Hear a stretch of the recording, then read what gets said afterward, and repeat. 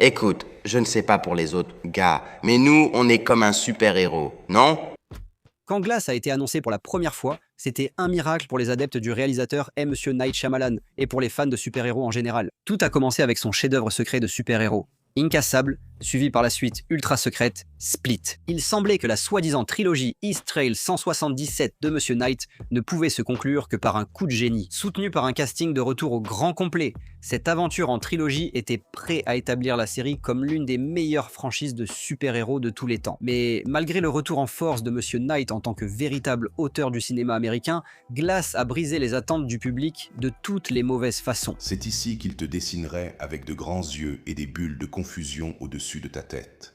Nommée d'après la catastrophe ferroviaire qui a tout déclenché, la trilogie East Trail 177 contient ce qui est largement considéré comme un sommet pour les films de super-héros. Sorti en l'an 2000, Incassable raconte l'histoire de David Dunn, un père de famille malchanceux à Philadelphie qui n'a pas encore découvert ses capacités surnaturelles. Par des interactions discrètes et un accident de train dévastateur, le personnage de Dunn joué par Willis se révèle progressivement comme un Superman psychique. Après avoir rencontré Monsieur Vert, un collectionneur de bandes dessinées tourmenté mais brillant, Dunn commence à comprendre son identité. Interprété par le talentueux Sam Jackson dans l'un de ses rôles les plus marquants, Monsieur Vert explique à Dunn la nature des héros et des méchants dans une scène qui peut être décrite comme le monologue ultime du passionné de comics. Je pense que les bandes dessinées restent le dernier lien avec une ancienne transmission de l'histoire.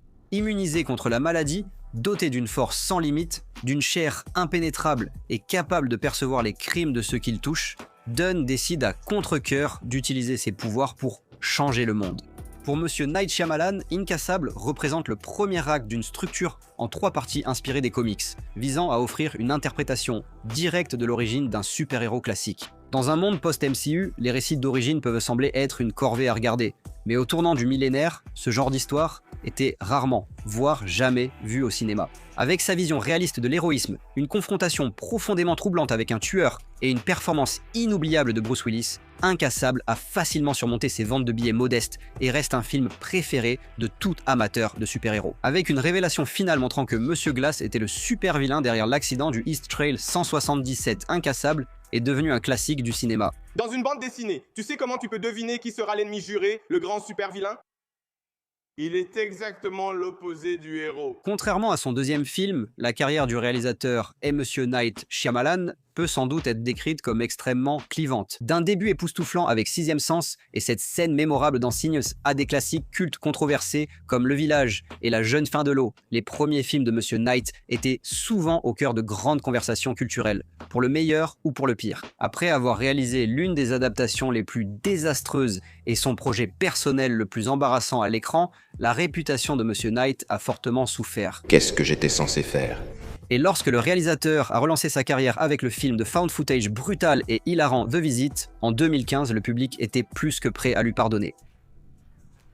Et lorsque Monsieur Night a sorti un autre nouveau film l'année suivante, les fans de ses premiers travaux ont eu droit à une surprise vraiment choquante. De prime abord, Split paraissait être un autre film d'horreur marquant d'un maître du genre. Avec James McAvoy en Kevin Wendell Crumb, atteint de troubles dissociatifs, et Anya Taylor-Joy comme victime potentielle, Split était un film dérangé, apprécié du public. Dans les profondeurs du zoo de Philadelphie, Split semblait marquer le retour du réalisateur à une horreur sombre et subtile. Classé PG-13, grâce aux performances époustouflantes de McAvoy, les multiples personnalités de Kevin ont engendré certaines des scènes les plus effrayantes et marquantes d'une filmographie déjà saisissante. Qu'il soit en train d'en faire des tonnes dans le rôle de Hedwig, un garçon de 9 ans, qu'il mette tout le monde mal à l'aise en incarnant la mystérieuse Patricia, ou qu'il passe en mode démon sous le nom évocateur de La Bête, la performance de McAvoy dans le rôle du ravisseur meurtrier est tout simplement une révélation. Je suis désolé.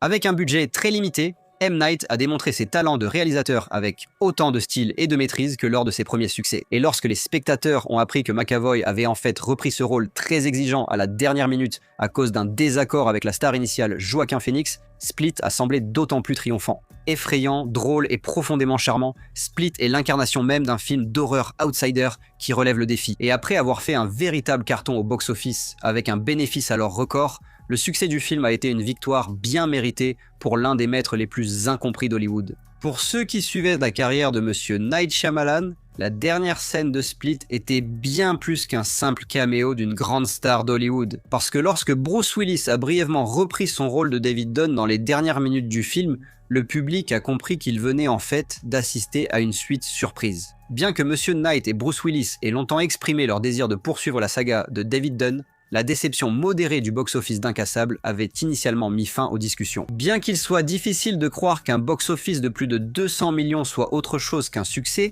les chances d'une reprise à Hollywood de nos jours étaient quasi nulles après plus de 15 ans de silence. Comme la plupart des films de Monsieur Knight se déroulent et sont tournés dans sa ville natale de Philadelphie, personne ne soupçonnait que Split appartenait à un univers partagé. En évitant les bandes annonces révélatrices et les campagnes marketing ironiques, rien ne laissait penser que Split serait plus qu'un simple film de genre. Garder une grande star d'action hors des publicités semblait risqué, mais l'expérience du réalisateur, maître des fins à rebondissement, a de nouveau payé. Plutôt que de laisser le public venir au cinéma avec des attentes incassables, Monsieur Knight a pu offrir une fin surprenante, différente de tout ce qu'il avait déjà réalisé auparavant. Et c'est peut-être là que Glass a déraillé. Parce que, contrairement à l'intrigue secrète de super-héros d'Incassable, et sans la surprise de la suite avec le super vilain dans Split, Glass était le premier film de la trilogie à s'être entièrement dévoilé dès le départ. La nature même de Glass va à l'encontre de ce que nous aimons le plus dans les films de Monsieur Knight, l'inconnu. En examinant toute la filmographie de son réalisateur, Glass est sans doute l'œuvre la moins surprenante de la carrière de Monsieur Night Shyamalan. Ce qui rend Glass si décevant, c'est qu'il vous fait croire au miracle pendant un moment. En commençant par l'une des séquences de rattrapage les plus divertissantes de ces dernières années, Monsieur Knight accélère la structure narrative du film de franchise et donne au public absolument tout ce qu'il doit savoir. Après que McAvoy ait énuméré plusieurs identités, la redoutable Patricia apparaît devant des pom-pom girls détenues. Alors, qui voudrait un Sandwich au beurre de cacahuète? Nous passons aussitôt au générique d'ouverture, tandis que David Dunn traque un groupe de criminels dans la ville qu'il protège. Après les avoir neutralisés comme les simples mortels qu'ils sont, David Dunn redevient ce père de famille classique du cinéma que Bruce Willis incarne toujours à la perfection. Contrairement à tant de films de super-héros gonflés et inutilement complexes, Glass va droit au but avec intelligence et élégance. Malheureusement, ces frissons s'estompent vite lorsque le public découvre la véritable nature de la conclusion de cette trilogie. Parce que quand Dunn et Crumb sont vite arrêtés après une scène de combat impressionnante, Glass retourne aux astuces que Monsieur Knight utilise souvent. Confiné et retenu par une organisation médicale mystérieuse, le super-héros et le méchant se retrouvent enchaînés aux côtés de nul autre que Monsieur Glass. Tu te moques de moi. Contraints à des évaluations psychiatriques, les trois surhumains affrontent chacun l'enfermement en milieu clinique. Ce cadre, intéressant pour une courte partie du film, devient en fait tout le concept avec cette détention. Oui, tout comme l'intrigue coincée chez les grands-parents dans The Visit et le donjon du kidnappeur dans Split, Glass s'avère n'être qu'un autre film d'évasion, glorifié d'un réalisateur autrefois connu pour défier constamment les attentes. Voir chaque personnage face à ses pouvoirs est intéressant, et exploiter les faiblesses des héros et méchants enrichit le récit. Mais cela donne l'impression que cela aurait dû être un simple détour, pas un film entier.